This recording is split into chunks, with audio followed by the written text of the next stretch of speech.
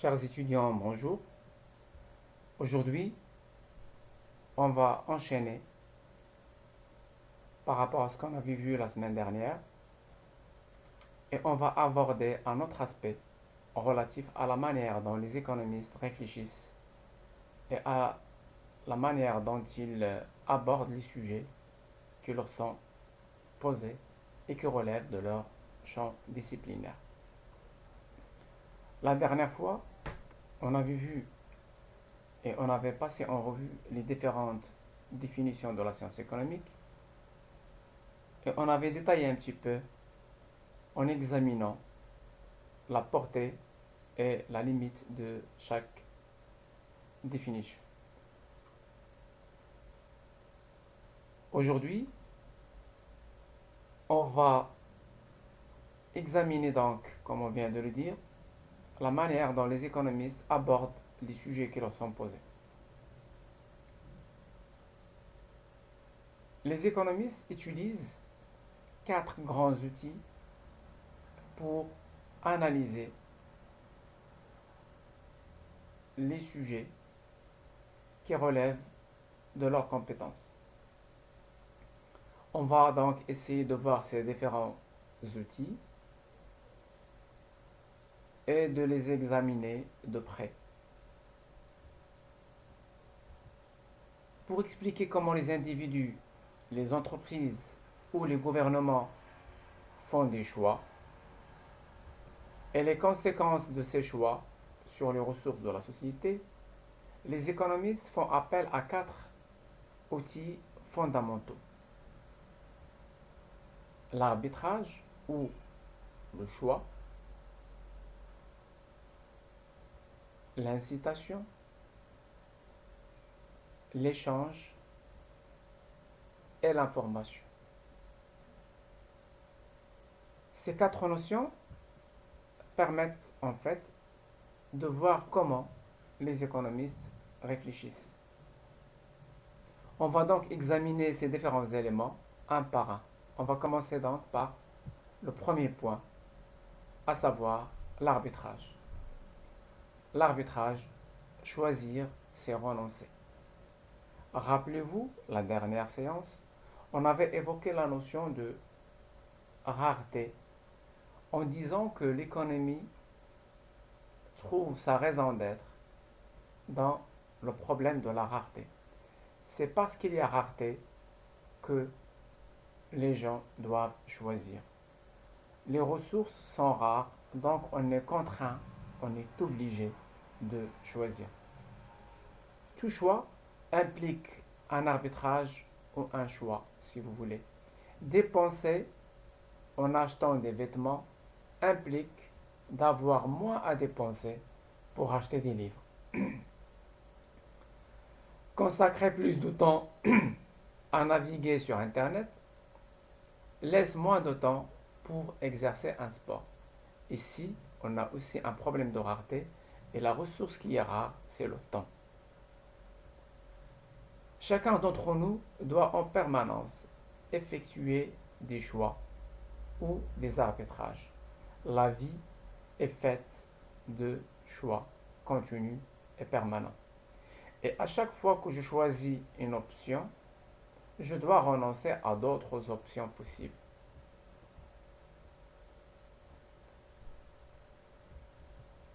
Avoir plus d'une chose implique d'avoir moins d'une autre chose.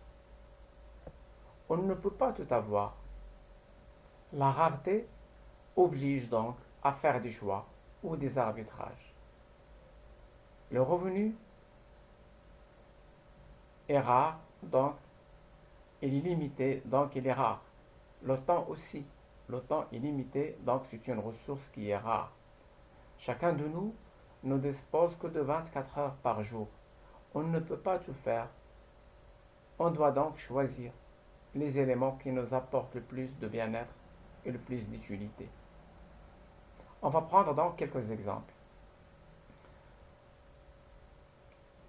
Dans l'objectif de se préparer aux examens, chaque étudiant aura à faire des choix. Si je consacre plus de temps si je consacre beaucoup de temps à réviser l'introduction à l'économie, ça me laisse moins de temps pour réviser les mathématiques. Et inversement. Je dois donc choisir la meilleure manière possible de répartir cette ressource rare qui est le temps entre les différentes manières, de manière à avoir entre les différentes matières, pardon, de manière à avoir la meilleure ou le meilleur résultat possible.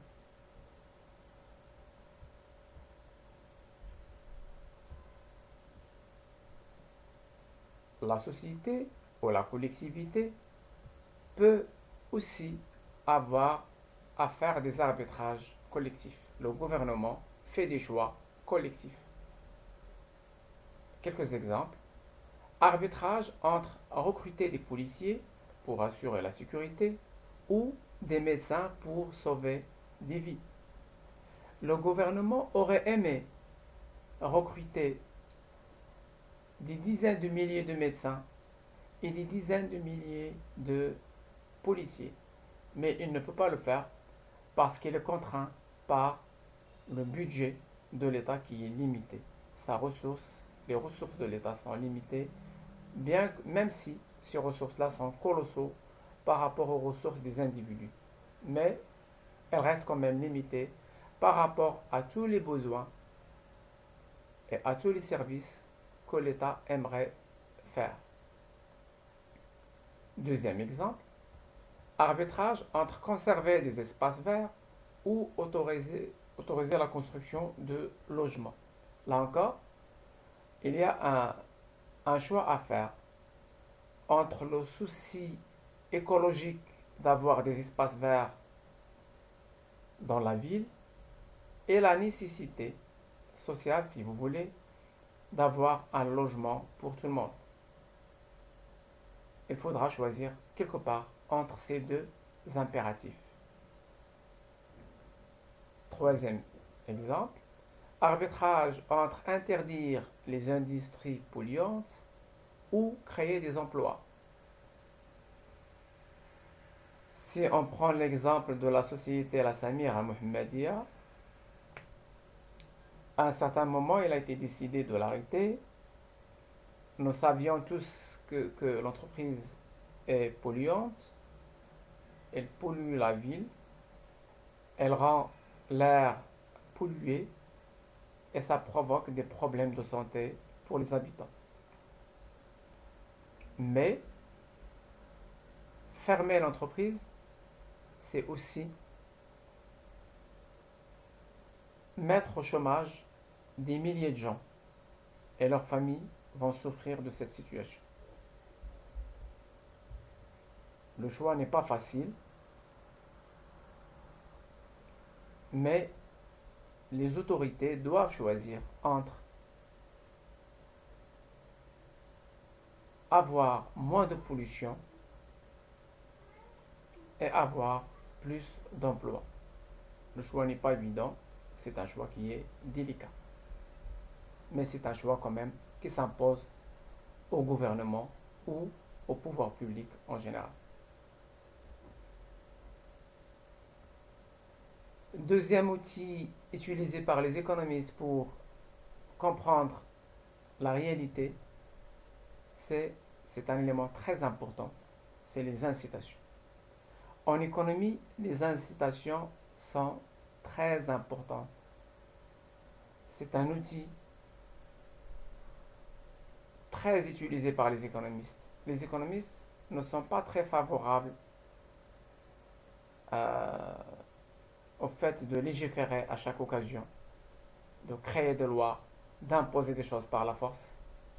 Ils sont plutôt favorables à donner une bonne incitation et à pousser les gens à agir de manière rationnelle dans le sens qui sera bénéfique à tout le monde. On va mieux comprendre tout à l'heure. Toute personne confrontée à un choix va évaluer les avantages et les inconvénients de ce choix. elle va peser le pour et le contre de chaque option pour choisir la meilleure, c'est-à-dire l'option qui a le coût-avantage le plus intéressant. Mais si une décision augmente les avantages d'une option ou on réduit les inconvénients, elle peut influencer le choix de cette personne. On dira alors qu'il s'agit d'une incitation.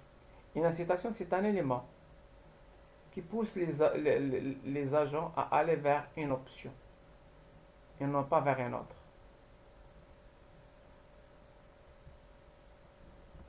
Donc, les incitations se définissent comme les avantages qui vont faire pencher un décideur en faveur d'une option au détriment de toutes les autres options. Les économistes considèrent que le prix, ou les prix en général, font partie des incitations les plus efficaces. Si le prix d'un bien baisse, on est incité à l'acheter, et inversement. Si le prix de l'essence baisse par exemple, par rapport au gasoil, les gens se mettront à acheter des voitures essence. On sait qu'aujourd'hui, la majorité des voitures, l'écrasante majorité des voitures qui circulent au Maroc sont des voitures gasoil. Or, on sait aussi que le gasoil est polluant par rapport à l'essence.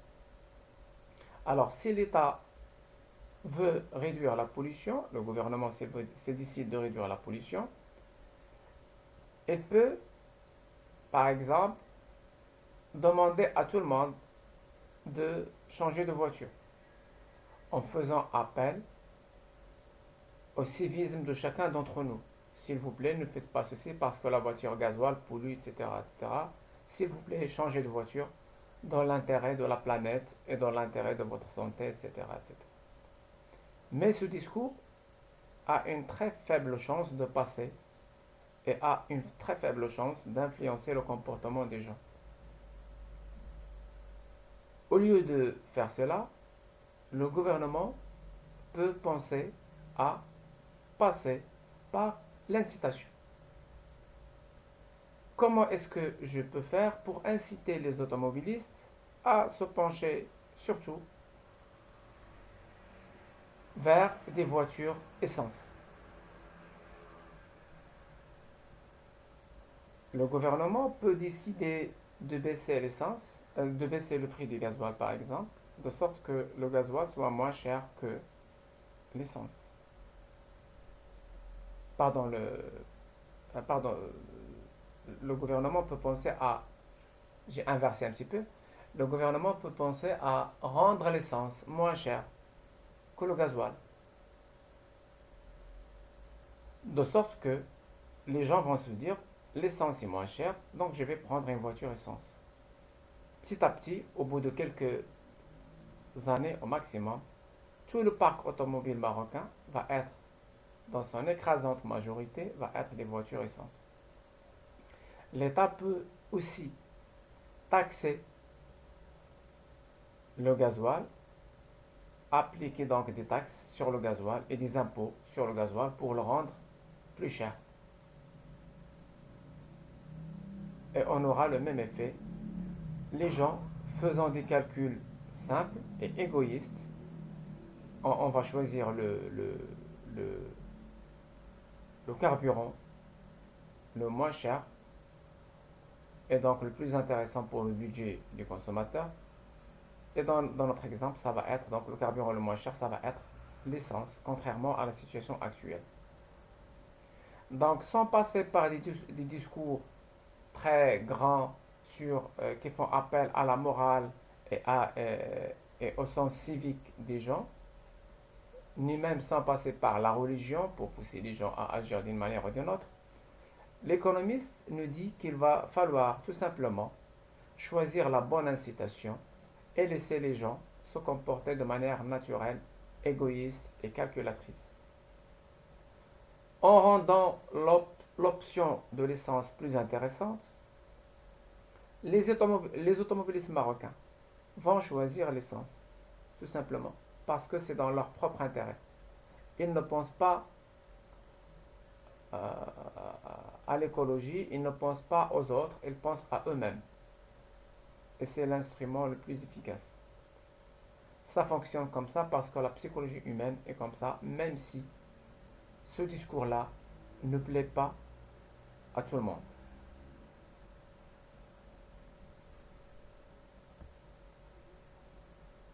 Un autre exemple, quand l'État distribue des aides financières à l'achat des voitures électriques, les gens seront incités à acheter des voitures électriques. Donc, par ce moyen, l'État pousse tout le monde à acheter des voitures électriques dans l'intérêt de tous et pour réduire les émissions de gaz à effet de serre, pour réduire l'effet de la pollution. Donc, pour un économiste, identifier les incitations et les désincitations aide à prévoir les choix des individus et des entreprises. On va prendre quelques exemples d'incitation. Dans les années 70, en Europe et aux États-Unis, on avait un gros problème concernant les hypermarchés. Ce problème, c'était ces caddies qui étaient mal rangés et qui se baladaient un peu partout et qui causaient des accidents. Un automobiliste ne pouvait pas voir un caddie et il le heurtait, causant des dommages à la voiture et parfois aux gens qui passent à côté. Alors on avait besoin de régler ce problème. Et pour régler ce problème, on pouvait, par exemple, recruter des gardiens et des vigiles qu'on va mettre dans ces parkings pour contrôler les uns et les autres et pour éventuellement euh, faire des PV aux gens qui laissent traîner qui laissent les caddies un peu partout. Parce que l'écrasante majorité des gens, qu'est-ce qu'ils font? Ils prennent les caddies là où ils sont, ils vont faire leurs courses. En sortant, elles mettent la marchandise dans la voiture, laissent le caddie à côté de la voiture, prennent la voiture et partent.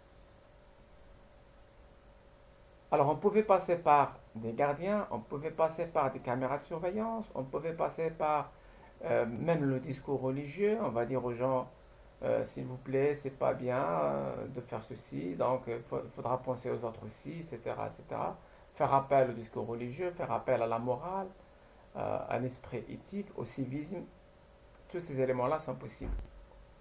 Mais tous ces éléments, toutes ces approches ont prouvé qu'elles n'étaient pas très efficaces.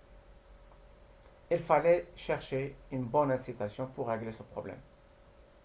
Et cette bonne incitation a été tout simplement de d'inventer un petit système qui consiste en la chose suivante. C'est une chose très simple. On a mis les caddies qui étaient enchaînés les uns aux autres. Et pour libérer un caddie pour pouvoir faire des courses, vous devrez mettre une pièce d'1 € par exemple. On met une pièce pour avoir le caddie, on fait ses courses, et à la fin des courses, si vous voulez récupérer votre euro, vous devrez remettre le caddie à sa place. En faisant cela, comme par hasard, tout le monde remet les caddies à leur place. Et il n'y a plus de caddies qui se baladent un peu partout dans les parkings. Et même s'il y a un caddie qui est là, un passant peut se dire, voilà, je prends ce caddie, je le mets à sa place et j'aurai 1 €. Comme par hasard, tout le monde devient bien éduqué, tout le monde se comporte de manière civique. Pourquoi? Parce qu'on a choisi la bonne incitation. On n'a pas besoin de parler à tout le monde et de demander à toutes les personnes qui passent dans ces parkings de se comporter de manière euh, éthique. Il suffit de faire la bonne incitation et tout le monde va se comporter de la manière la plus souhaitable possible. Ça, c'est un exemple d'incitation qui fonctionne. On a un autre exemple d'incitation qui ne fonctionne plutôt pas. d'incitation qui donne un mauvais résultat. C'est une désincitation.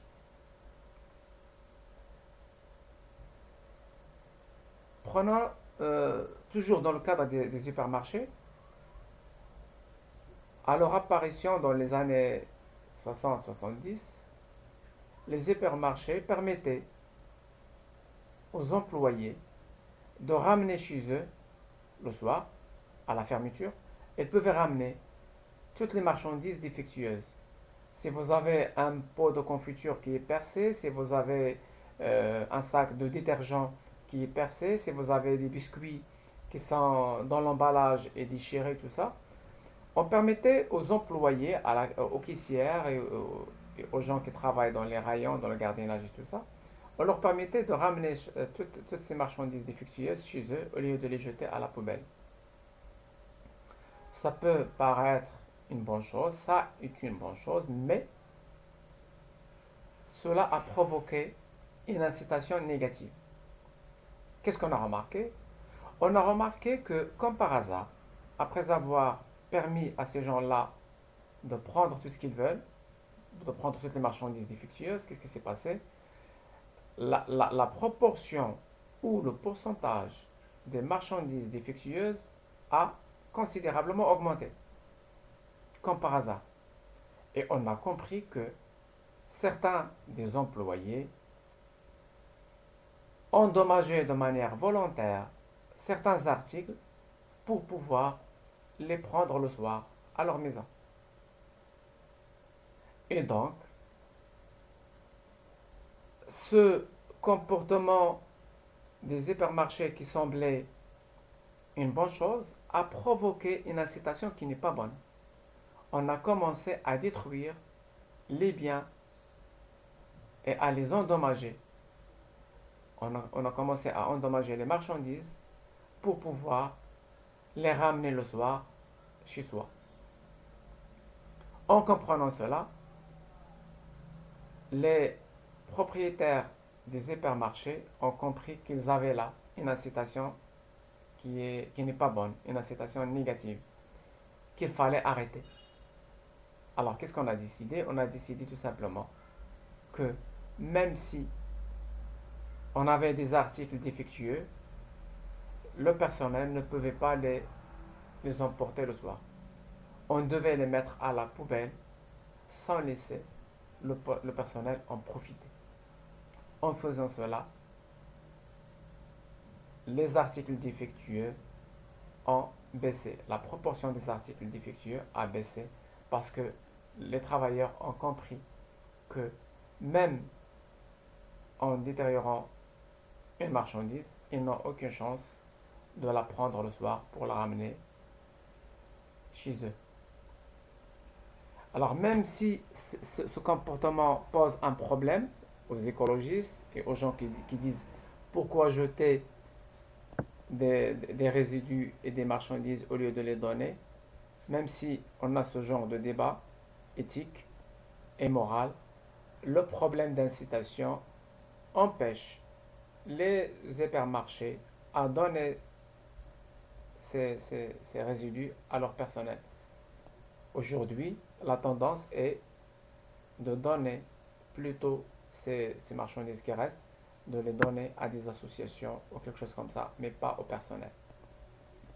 Parce que en donnant ces marchandises au personnel, ça crée chez ces gens-là une incitation à détruire davantage de marchandises pour pouvoir les prendre le soir. Donc là, on a un problème, on a un exemple d'incitation qui fonctionne dans le mauvais sens et qu'il a fallu arrêter. Donc, on a fini par admettre l'idée que tout ce qui reste et tous les articles défectueux doivent être mis à la poubelle. Troisième outil de lecture, troisième grille de lecture de l'économiste, c'est l'échange. Pour l'économiste, l'échange est très important. L'échange est la source de la richesse. L'échange crée de la valeur. L'échange est bénéfique à tout le monde. Personne ne peut produire lui-même tout ce dont il a besoin. On doit procéder donc à l'échange. On doit donner ce qu'on a en trop pour recevoir en contrepartie quelque chose qu'on n'a pas. Chaque jour, des millions d'échanges s'effectuent directement ou en passant par l'intermédiaire de la monnaie.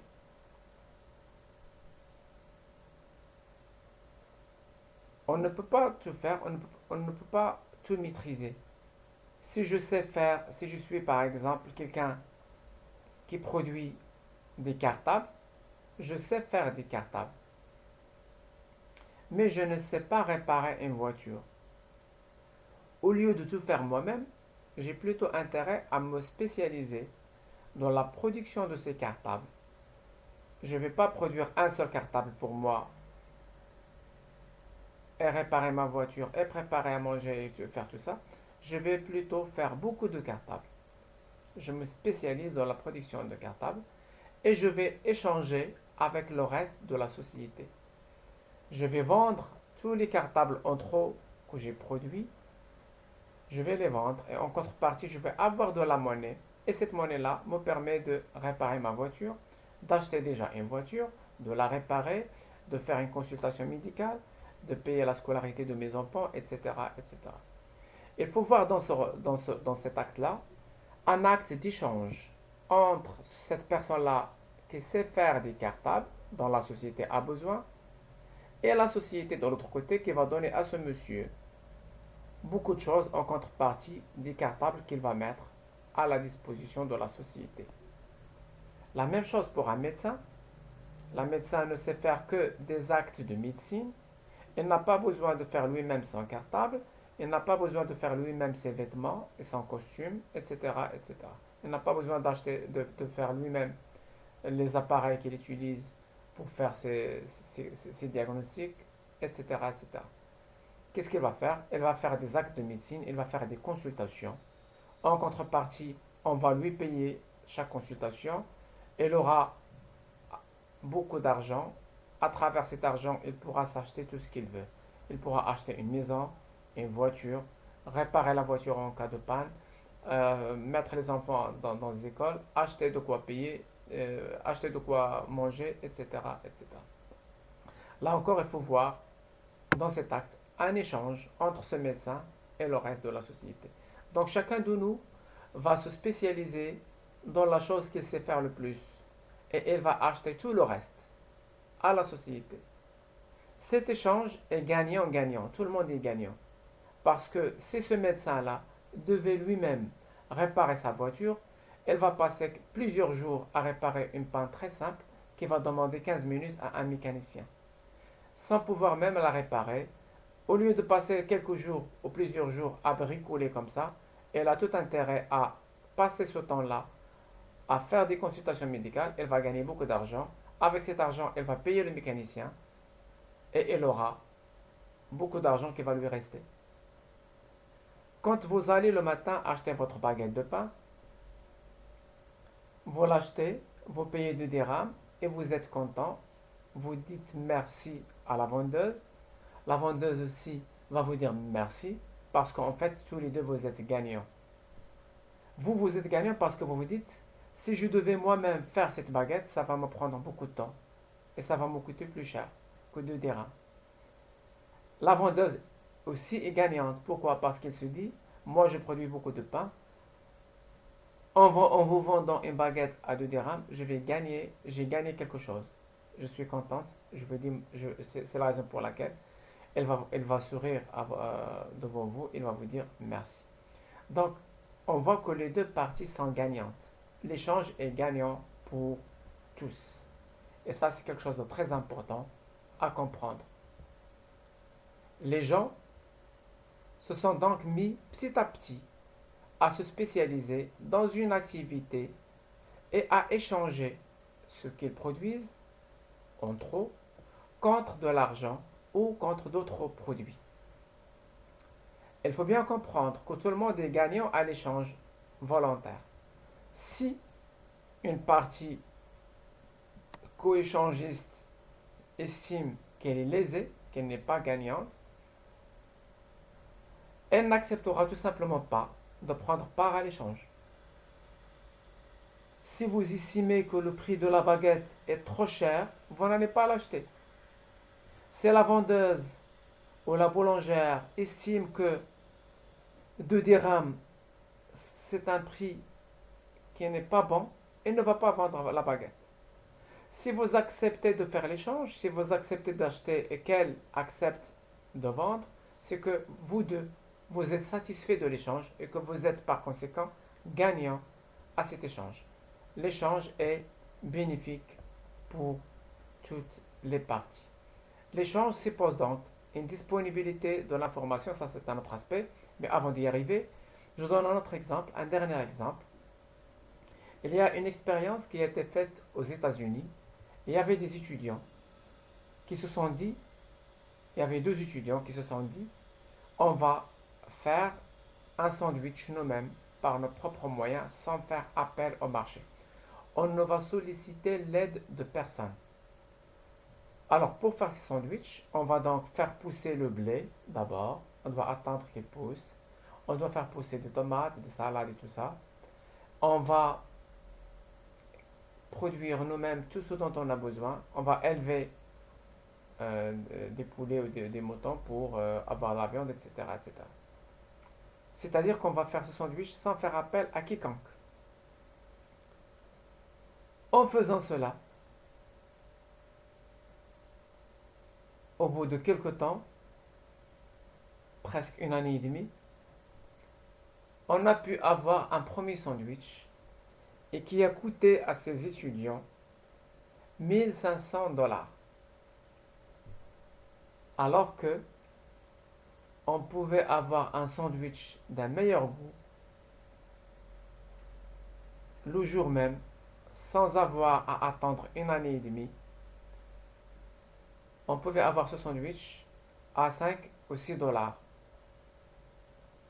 en passant par le marché, en passant par l'échange. Parce qu'il y a des gens qui savent faire des sandwichs mieux que nous et en collaborant tous, il y a des gens qui savent faire des tomates, il y a des gens qui savent faire des oignons, il y a des gens qui savent faire du pain, il y a des gens qui savent faire de la viande. Et en collaborant tous, chacun de son côté, on peut mettre à la disposition de la société un sandwich bon marché et de bonne qualité. Si chacun de nous devait faire lui-même son sandwich, ça va lui prendre beaucoup de temps et ça va lui coûter extrêmement cher. C'est pourquoi le passage par l'échange est bénéfique pour tout le monde. Tout le monde est gagnant à l'échange du moment que l'échange est volontaire. Dernier point, l'échange suppose une disponibilité de l'information. Si je veux échanger avec vous, je dois avoir une quantité suffisante d'informations sur ce que vous faites, sur ce que je fais, sur ce que vous allez me donner et sur ce que je vais vous donner. Il est très difficile de comparer les avantages et le coût d'un échange si l'on ne dispose pas de toute l'information. Donc l'information est le 4e outil utilisé par les économistes pour analyser la réalité qui les entoure. Pour faire de bons choix, il faut disposer donc de toute l'information disponible. Avant de décider d'acheter ou de ne pas acheter un bien donné, le consommateur doit avoir une idée précise sur la qualité et le prix de ce bien, mais aussi sur la qualité et les prix des autres biens concurrents, etc., etc. Le manque d'information constitue un problème majeur à l'échange. Pour qu'un marché fonctionne de manière correcte et satisfaisante, il est indispensable que tous les participants à ce marché aient une information et une connaissance complète de toute l'information pertinentes sur ce marché. Un exemple, si je vous demande par exemple de me dire si vous pouvez acheter cette, je ne sais même pas s'il s'agit d'un fruit ou d'un légume, si vous pouvez acheter ça à 50 dirhams le kilogramme. Ça ressemble à des pastèques de petite taille, mais de l'intérieur, ça ressemble à du concombre.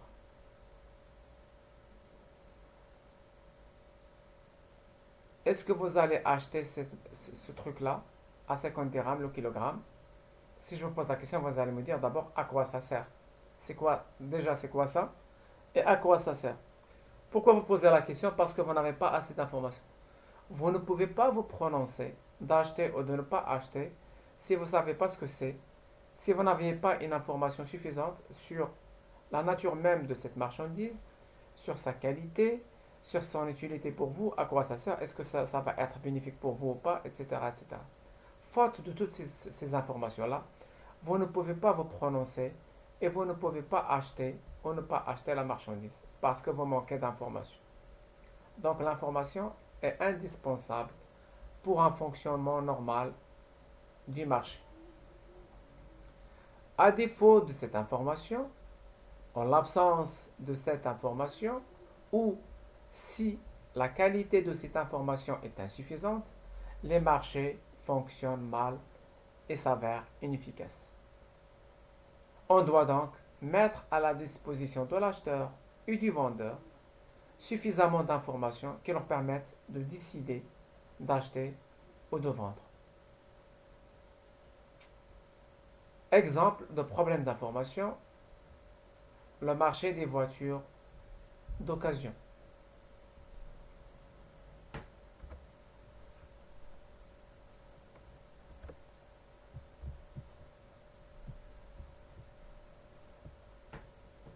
Alors, pour les voitures d'occasion, je vais prendre un petit exemple.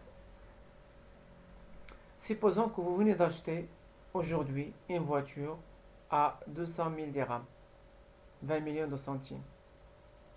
Après quelques jours, vous changez d'avis, vous voulez vendre la voiture ou vous êtes obligé de vendre la voiture. Mais la voiture ne présente aucun défaut, mais vous êtes tout simplement obligé de la vendre. Est-ce que vous allez pouvoir vendre la voiture à 200 000 dirhams alors que vous, par exemple, vous la vendez le lendemain même de votre achat? Est-ce que vous pouvez la vendre à 200 000 dirhams? Non. Vous devrez baisser le prix de 20 000, de 15 000, de 30 000 dirhams, parfois même de 40 000 dirhams.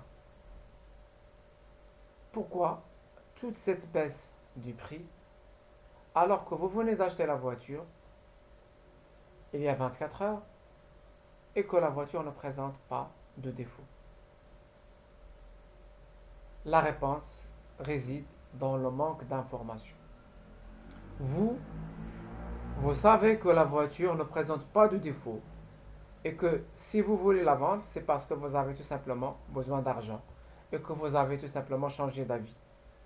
Mais l'acheteur, lui, ne sait pas si la voiture est en très bon état ou pas. Elle a un problème d'information. Elle est victime de ce qu'on appelle une asymétrie d'information. Je vais l'écrire ici. Asymétrie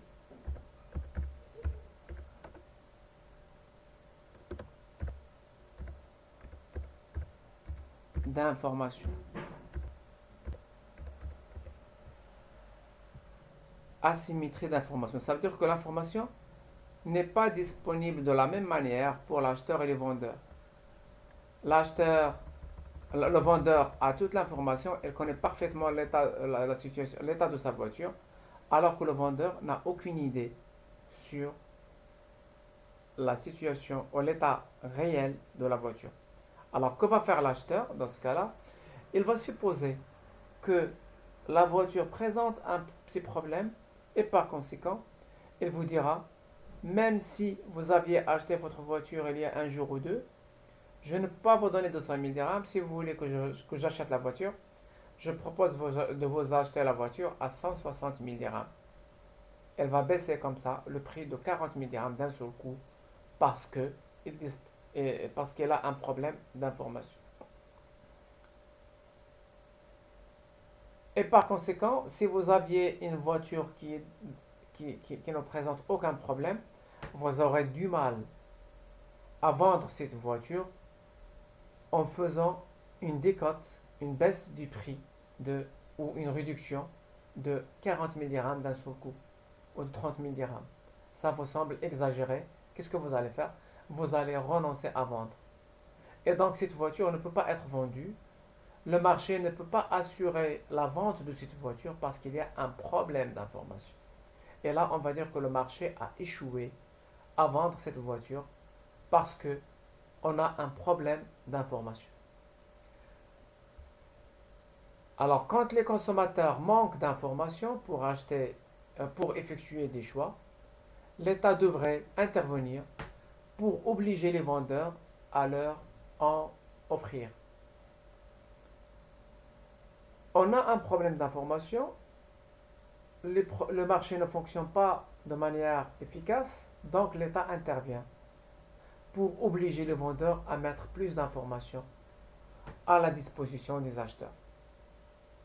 C'est la raison pour laquelle les pouvoirs publics obligent donc les vendeurs d'une voiture d'occasion de passer un contrôle technique. Ça veut dire quoi? Ça veut dire que à travers le contrôle technique, la visite technique, vous êtes obligé, si vous voulez vendre la voiture, vous êtes obligé de passer par un expert qui va examiner la voiture, qui va faire un contrôle et qui va révéler tous les défauts éventuels de la voiture. Cet expert, à la fin de la visite, va vous donner un rapport où il y a les problèmes éventuels de la voiture. Pourquoi l'État fait ça? L'État fait ça pour résoudre le problème d'asymétrie d'information qui marque ce marché. Et donc, à travers ce rapport, l'acheteur aura plus d'informations sur l'état réel de la voiture. Et là, on voit bien que l'État est conscient de la nécessité de l'information pour un fonctionnement normal du marché. Et c'est la raison pour laquelle il vous oblige, en tant que vendeur, à faire une visite technique avant de vendre votre voiture. Question? Ça, c'est une question que j'avais posée il y a quelques années en examen. Comment expliquer, du point de vue de l'analyse économique, les contrôles techniques que les pouvoirs publics imposent aux vendeurs d'une voiture d'occasion? Alors la réponse, on vient de le dire, réside dans le fait que les pouvoirs publics sont conscients que l'information est nécessaire pour un fonctionnement normal du marché et en faisant cela, les pouvoirs publics réduisent le problème d'asymétrie d'information qui marque ce marché. Au départ, en l'absence de cette visite technique, le marché est marqué par une asymétrie d'information, en ce sens que l'acheteur de la voiture ne dispose pas d'assez d'informations sur l'état réel de la voiture. Seul le vendeur dispose de cette information. Imaginons que vous avez une voiture depuis 5 ans et que vous voulez la revendre. Mais vous savez que cette voiture en ville ne pose aucun problème. Vous pouvez vous déplacer sans problème. Mais lorsque vous faites un trajet très long, lorsque vous dépassez 500 km, la voiture commence à chauffer et s'arrête. Alors un acheteur ne peut pas avoir cette information. Même s'il ramène un technicien ou un mécanicien pour contrôler la voiture, il peut ne pas se rendre compte de ce défaut. Il peut même faire un test, prendre la voiture et rouler avec en ville pendant 1 heure. Il va constater que la voiture fonctionne parfaitement. Mais lorsque vous faites un long trajet, elle va s'arrêter. Ce type de défaut, on ne peut pas le détecter. Il y a un problème d'information. Seul le vendeur connaît ce problème. S'il ne transmet pas cette information au vendeur, s'il ne transmet pas cette information à l'acheteur, l'acheteur sera victime d'un manque d'information sur l'état réel de la voiture. Il va supposer que la voiture marche très bien alors que, en fait, Une fois il dépasse quelques centaines de kilomètres, elle va chauffer et elle va causer des pannes qui vont provoquer un grand désagrément à l'acheteur lorsqu'il sera en voyage. Donc, pour parer à ce problème-là, pour corriger ce problème d'asymétrie d'information, l'État ou les pouvoirs publics obligent le vendeur de la voiture d'occasion à faire un test technique. Et ce test technique, c'est un moyen de partager plus d'informations avec l'acheteur. On va mettre à la disposition de l'acheteur des informations techniques qu'il n'est pas capable d'avoir lui seul. Elle a besoin de l'assistance d'un expert pour avoir plus d'informations et pour connaître la vraie valeur de la voiture qu'il va acheter. Est-ce qu'elle est défectueuse ou pas? Donc on voit très bien que l'information est un élément central dans le fonctionnement normal d'un marché. L'information, c'est le carburant de tous les marchés.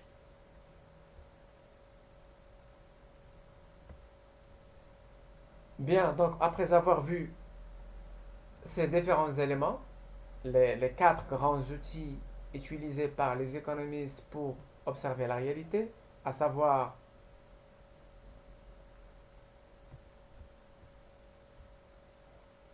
l'arbitrage, l'échange, l'incitation et l'information. Après avoir analysé tous ces éléments, on va commencer un autre aspect de ce chapitre, à savoir les caractéristiques du raisonnement économique. Là, on va voir la particularité du raisonnement économique. Le raisonnement économique est particulier, elle est marquée par un certain nombre de caractéristiques. On va citer 5 grandes caractéristiques. L'analyse positive et l'analyse normative, l'hypothèse de rationalité, le concept très très intéressant et très important de coût d'opportunité, le raisonnement à la marge et enfin la notion de toute chose égale par ailleurs. On va donc aborder tous ces éléments pour mieux cerner la nature de la réflexion économique ou la nature du raisonnement économique. Alors, sans plus tarder, on aborde le premier point. Premier point, analyse positive contre analyse normative.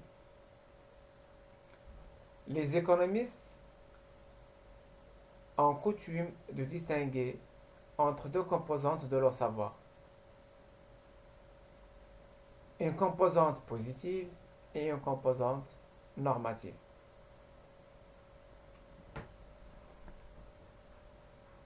La composante positive ou l'analyse positive a pour objectif d'expliquer la réalité économique telle qu'elle est. En ce sens, l'économie positive est une analyse descriptive. Alors, lorsque l'économiste adopte une analyse positive ou une approche positive, tout ce qu'il fait, c'est décrire la réalité telle qu'elle se présente. On va décrire le monde tel qu'il est. On ne va pas donner notre point de vue, on ne va pas donner notre ressenti, on va pas donner on va pas révéler nos a priori idéologiques, philosophiques ou religieux. On va décrire la réalité telle qu'elle se présente. En faisant cela, en faisant ce travail purement descriptif, on est en présence de ce qu'on appelle l'analyse positive. On va mieux comprendre à travers des exemples. En adoptant cette approche positive, l'économiste essaie donc de se comporter comme un scientifique de laboratoire. Elle observe les faits sans porter aucun jugement de valeur, ni adopter aucun a priori moral, philosophique, religieux ou autre. C'est une approche scientifique. Alors, à travers cette approche positive, l'économiste se comporte donc comme un chimiste en laboratoire. Elle va faire une expérience et elle est complètement en dehors de l'expérience. Elle est en train d'observer ce qui se passe sous ses yeux et de décrire les réactions qui se passent sous ses yeux. L'économiste se comporte donc comme un scientifique pur et dur, comme les scientifiques de ce qu'on appelle les sciences exactes, la chimie, la physique, etc. Elle observe la réalité économique sans donner son point de vue, sans jugement de valeur. Il ne fait que observer et enregistrer ce qu'elle observe. Elle adopte une approche purement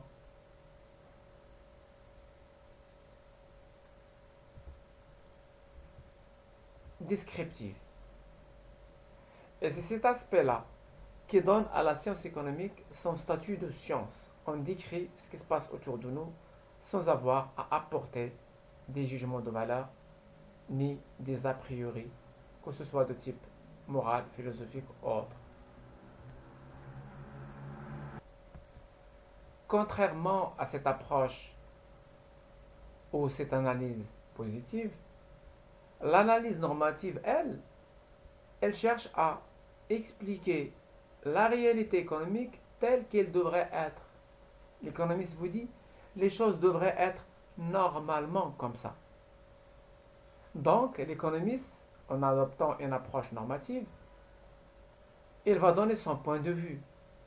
Il va révéler ses croyances, sa manière de voir le monde, ses a priori et ses croyances. Étant eux-mêmes des êtres vivant en société, les économistes sont souvent tentés de donner leur opinion sur les différents choix auxquels se trouve confrontée la société. Et très souvent, dans les plateaux de télé, on reçoit des économistes qui donnent leur point de vue sur des phénomènes économiques. Ils disent que ça devrait être comme ça, qu'on devrait augmenter par exemple les droits de douane sur les produits chinois, qu'on devrait euh, augmenter les salaires parce que le pouvoir d'achat des gens a baissé, etc., etc. Tous ces éléments-là relèvent de ce qu'on appelle l'analyse normative. L'économiste donne son point de vue sur la réalité de la société et sur les questions économiques. Il n'est pas tout simplement en train de décrire les choses telles qu'elles se présentent, il est en train de donner son point de vue et comment il voit les choses. Il vous dit normalement, les choses devraient se passer comme ça. Normalement, on devrait faire ceci, on devrait faire cela. Normalement, on ne devrait pas faire ceci, on ne devrait pas faire cela. En adoptant cette approche, l'économiste adopte ce qu'on appelle une approche normative, contrairement à l'approche positive qui donne à la science économique son statut de science, justement.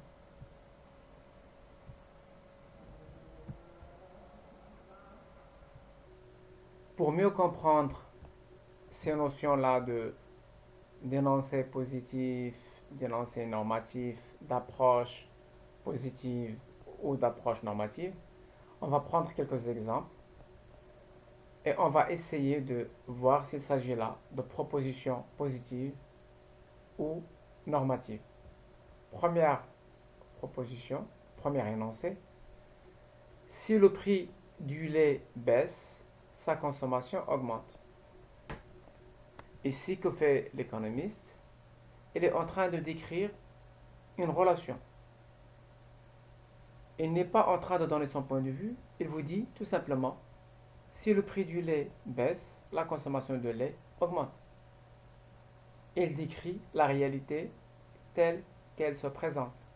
Il est en train de nous donner une description d'une loi économique. Donc, ici, l'approche est positive. Deuxième énoncé, le prix du lait ne devrait pas trop baisser pour préserver le pouvoir d'achat des paysans. Là, L'économiste n'est pas en train de décrire une chose, il nous dit non, le prix du lait ne devrait pas normalement trop baisser parce que si le prix du lait baisse, les paysans vont souffrir parce qu'ils vont vendre leurs produits à des prix très bas. Là, l'économiste est en train de donner son point de vue. Il vous dit que le prix du lait devrait ne pas baisser, il devrait plutôt augmenter. Ici, il s'agit d'une approche normative. L'économiste donne son point de vue. Il estime que pour préserver le pouvoir d'achat des paysans producteurs de lait, le prix du lait devrait augmenter. C'est une approche normative. Troisième énoncé, lorsque le taux d'intérêt pardon, lorsque les taux d'intérêt montent, l'investissement diminue. Qu'est-ce qu'on a ici? On a une proposition qui dit lorsque les taux d'intérêt montent, l'investissement diminue. Pourquoi l'investissement va diminuer? Parce que lorsque les taux d'intérêt montent, l'argent devient cher et les gens ont plus de difficultés à avoir des crédits. Donc, les gens qui voulaient investir à crédit, en faisant des crédits bancaires par exemple, ne pourraient pas le faire. Donc, lorsque le taux d'intérêt monte, l'investissement diminue. Là encore, on a une relation simple. On est en train de décrire une réalité simple. On n'est pas en train de donner notre point de vue. Il s'agit là encore d'une proposition positive. Dernier énoncé, on devrait augmenter les droits de douane pour protéger l'industrie nationale. Ici, l'économiste, qu'est-ce qu'il vous dit? Il vous dit que pour protéger l'industrie nationale contre les produits qui viennent de l'étranger, on devrait augmenter les droits de douane. Autrement dit, il vous dit, on devrait normalement augmenter les droits de douane pour protéger l'industrie nationale. Là, l'économiste donne son point de vue. Il défend une idée protectionniste qui consiste à dire qu'il serait intéressant d'augmenter les droits de douane, de dresser des barrières protectionnistes contre les produits étrangers pour protéger l'industrie nationale. Il s'agit là donc d'un énoncé normatif. Il s'agit d'une approche normative.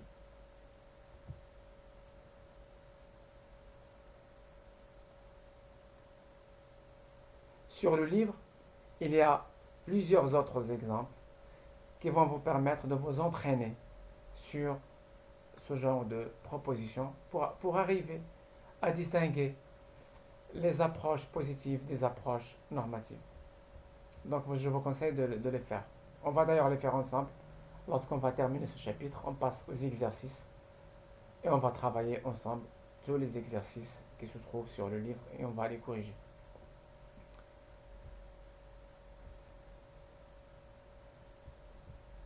Donc après cette première spécificité de l'analyse économique qui consiste à distinguer les aspects positifs des aspects normatifs, contrairement à ce qui se passe dans les sciences exactes, en chimie, on n'a pas d'approche normative. En physique, on n'a pas d'approche normative. On n'a qu'une approche scientifique et rigoureuse positive. Le chimiste ne va pas vous dire lorsque met l'eau, lorsqu'on expose l'eau à une température qui s'approche de 100 degrés, il ne va pas vous dire que l'eau devrait normalement ne pas s'évaporer. Il n'a pas de point de vue à donner, il ne fait qu'observer et de noter le constat qu'il voit sous ses yeux. Il n'intervient pas dans l'expérience. Alors que pour un économiste, les choses ne se passent pas comme ça. Pour un économiste, il est à la fois observateur et sujet, parce que lui aussi, il fait partie de la société qu'il est en train d'observer. Et par conséquent, il a nécessairement des points de vue, il a nécessairement des croyances, des a priori et des jugements de valeur qu'il va défendre lorsqu'il aura affaire à analyser la situation économique. Alors, après ce constat-là, après cette première spécificité de l'analyse économique, approche normative, approche positive, on va aborder maintenant un deuxième point, c'est l'hypothèse de rationalité. Selon cette hypothèse, les individus cherchent à satisfaire leurs besoins au mieux. On dit qu'ils sont maximisateurs, c'est-à-dire qu'ils cherchent à maximiser les gains compte tenu de leurs contraintes. Les gens sont rationnels et donc sont très calculateurs. Chacun va faire en sorte qu'il gagne le maximum et chacun va faire en sorte qu'il paye le minimum. Cette hypothèse donc de rationalité renvoie à l'Homo economicus, ce personnage fictif imaginé par les néoclassiques et qu'il présente comme un être rationnel, très calculateur, sans émotion et parfaitement informé. Alors, ça peut paraître un peu barbare tout ça, mais l'idée derrière est très simple. Les économistes considèrent que tous les humains sont rationnels. Lorsqu'on demande à quelqu'un de faire un trajet entre un point A et un point B, il ne va pas prendre le chemin le plus long, il va prendre le chemin le plus court. Pourquoi? Parce qu'elle cherche à dépenser le minimum d'énergie pour arriver d'un point A à un point B. Si quelqu'un se déplace entre son domicile et son travail chaque matin, il ne va pas prendre le chemin le plus long. Bien évidemment qu'il va prendre le chemin le plus court. Si vous êtes si vous êtes dans un entretien d'embauche et qu'on vous propose un salaire, on vous dit par exemple quel est le salaire que vous voulez, vous n'allez pas choisir le salaire le plus bas. Vous allez toujours chercher à convaincre votre employeur de vous payer le salaire le plus élevé possible. Mais si vous êtes vous-même patron et que vous devez recruter quelqu'un, vous n'allez pas lui proposer le salaire le plus élevé possible, vous allez plutôt lui proposer le salaire qui vous semble le plus bas possible qu'il puisse accepter. Et là, vous négociez. Donc finalement, les humains, à chaque fois qu'ils ont un avantage, ils cherchent à avoir le maximum. Et à chaque fois qu'ils doivent payer un coût ou subir un dommage, ils cherchent toujours à payer le minimum possible. On cherche le moindre effort et le maximum de gains. Ça, c'est dans la nature humaine. Cependant, il s'agit d'une hypothèse qui est souvent critiquée par certains économistes et par certains spécialistes des neurosciences. Les choix de consommation sont bien souvent motivés par des impulsions loin de tout calcul rationnel. Très souvent, j'achète des choses qui ne sont pas rationnelles. Parfois, mes achats sont motivés par des impulsions qui sont loin d'être rationnelles. L'humour de l'individu au moment de l'achat, l'imaginaire créé par la publicité, etc. etc. Coca-Cola, c'est la boisson du bonheur. Hein. Quand vous buvez notre boisson Red Bull, vous avez des ailes. Tout ça, ce sont des messages qui sont inculqués dans notre esprit par l'imaginaire publicitaire et qui parfois nous poussent à ne pas réfléchir de manière rationnelle à quelques achats. Un autre exemple, les avertissements sur les paquets de cigarettes du genre fumer tue, sur le paquet de cigarettes, on a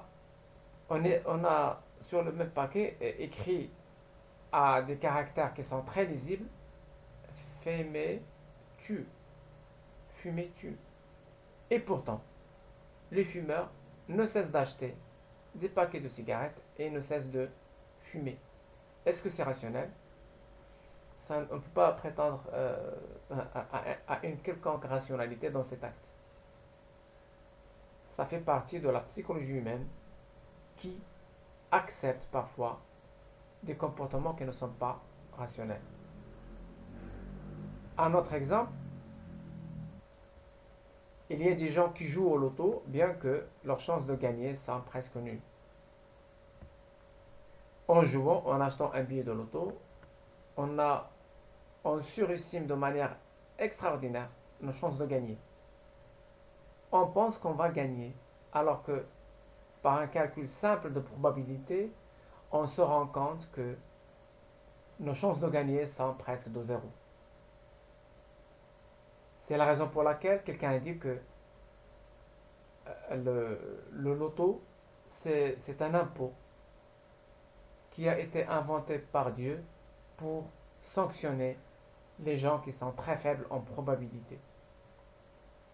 L'idée derrière, c'est que même si la chance de gagner est presque nulle, on a des gens qui sont prêts à acheter des billets pour gagner, ce qui n'est pas toujours rationnel.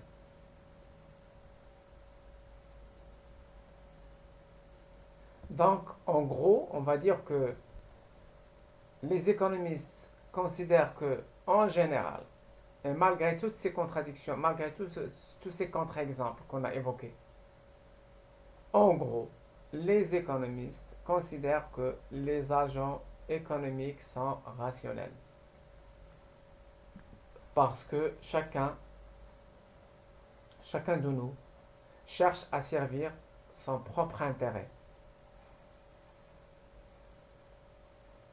Chacun de nous cherche à maximiser les gains et à minimiser les coûts, malgré ces comportements irrationnels que l'on fait tous ici et là, à l'occasion de l'achat d'un paquet de cigarettes ou à l'occasion de l'achat d'un paquet de chips que l'on sait nuisible à la santé ou à l'occasion de l'achat de toute autre chose qui est nuisible à notre santé. On fait des comportements qui ne sont pas rationnels, mais en gros, en règle générale, les humains sont des êtres rationnels. Ils cherchent à avoir le maximum de bien-être et à subir le minimum de coûts. Et donc, par simplification, les économistes acceptent l'idée de rationalité et l'hypothèse de rationalité des agents. Et cette hypothèse est fondamentale parce qu'il sous-tend un grand nombre de théories.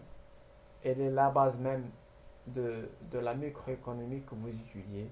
Elle est la base même de tout le raisonnement économique en général. Donc, on va s'arrêter à ce point. Et la semaine prochaine, Inch'Allah, on va aborder un point très très important. Et ça va être, je crois, la dernière séquence de ce chapitre. On va donc, la prochaine fois, on va étudier le concept de coût d'opportunité et le raisonnement à la marge. Ce sont deux notions très importantes pour comprendre la manière dont les économistes réfléchissent. D'ici là, je vous souhaite bon courage, merci et à la semaine prochaine. À bientôt.